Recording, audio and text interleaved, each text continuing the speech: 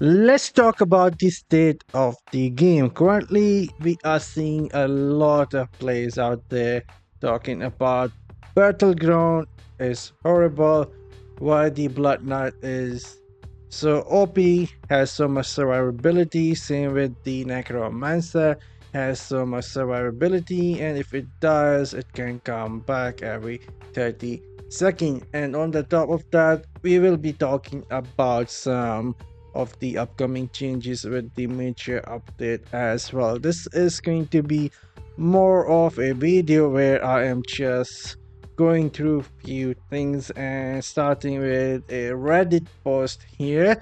We won't be going too deep into the stuff because it can get out of hand, especially with the arguments, and that is not something we are trying to do with this video. Anyhow, if we go and read this post, beaches are horrible. We can find so many posts like these on Reddit and even on the Discord servers. Players are talking about how their matches are so bad, filled with like 5-6 necromancers, 5-6 blood knights, because everyone is switching to those two classes. I will give some hints towards the end or in between, so just keep watching the video. Blizzard Matchmaking has given me for the losing streak and taken my 43% win rate to 34%. Maybe other have had better experience, but mine's been horrible. I am Paragon 941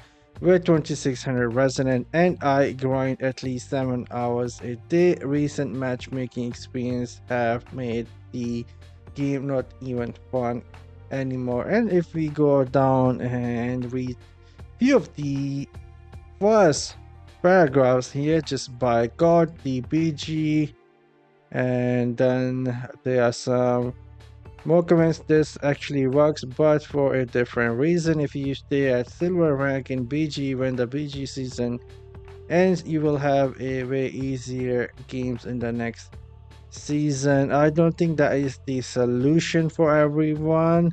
If there are not players in the queue trying to play BG, you will end up having even worse matchmaking because the game will just put you against whoever was available at the time of the queue. So having more players in the queue is always better, and for that the game experience need to be adjusted. Anyhow, if we go and check out the next post here, PK is getting stupid. He means the Blood Knight. It's ridiculous how strong this class currently is, and it won't be long before most players have switched to it.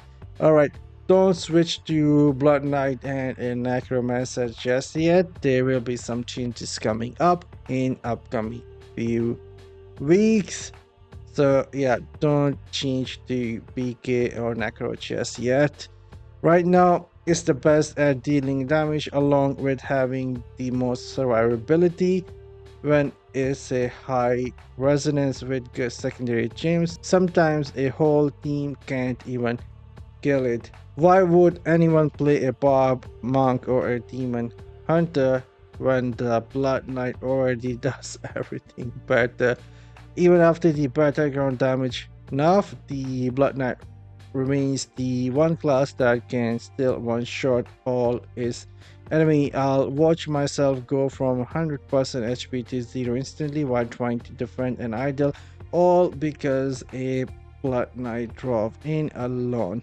Once the PK is in, it can surf around and stall over and over with no way to stop it from dive bombing the idol. Does Blizzard want everyone to switch to Blood Knight because it's performing the best at the moment? Like I said, don't change to Blood Knight and Necromancer just yet. There are some changes coming in the very near future in few weeks, and so it will make the overall experience much better, hopefully.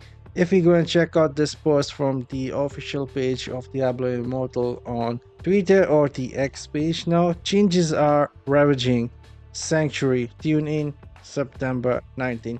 September 19 is when the patch notes will be coming. You will learn what are the new things, new changes coming to the game, and I can give some hints. There is going to be a new dungeon, but they already mentioned that here there will be a new dungeon, a new PvP mode that is going to be more of a overhaul of a PvP activity. That is what I would say. It's not Battleground, by the way, but it's a overhaul of a PvP system inside of server, if you get the hint. And other than that, we will be seeing some new gems. One gem, like I said early in my live stream, has been leaked. We already saw what the gem is doing, all the details are available, and the other two gems are going to be somewhat damage over time or linked with damage over time, and they both looking nice. So if you are working on something or thinking of swapping out some gems, might be better off waiting for the newer gems. Those two gems are somewhat looking really good. Just wanted to chit chat here with you guys today, just casually, nothing really special. If we go back in the game, why not have somewhat a bit more casual talk here? If we go back to the game here, I've been trying so hard to get to 4K resonance, but when I reach the 4K resonance, my plan is to change at least this gem here. I will be swapping out Chip of Stone Flash with a 2-star gem. It might be the new gem or it could be one of the existing one, and I want to awaken this slot here, the main hand, so I can increase the damage of my Arcane Torrent by 10%. That is going to be huge help for me in PvE and PvP, because the Arcane Torrent with this Essen here is one of the highest damage dealing skill, or the Essen or modifier, whatever you gonna call it. And so that is going to be a huge help for me. And since I am not able to use my Chip of Stormflesh most of the time with the builds I am using for PvP or the PvE, it is better now for me after I reach the 4K resonance. I switch it out either with a new upcoming gem or already existing one. You guys can actually let me know what gem would you suggest from a 2-star category. I've been actually thinking of Power and Command because it is somewhat match my playstyle. I use the primary and the skills a lot, and every 9 seconds it can also remove the harmful effect. You have a 7.5% chance to dispel a negative effect on you each time Power and Command stays alternate. So this is actually good in PvP. If I have a dot damage on me from some whale, it can sometimes help me remove that, which would be good. But let me know what would be the other options.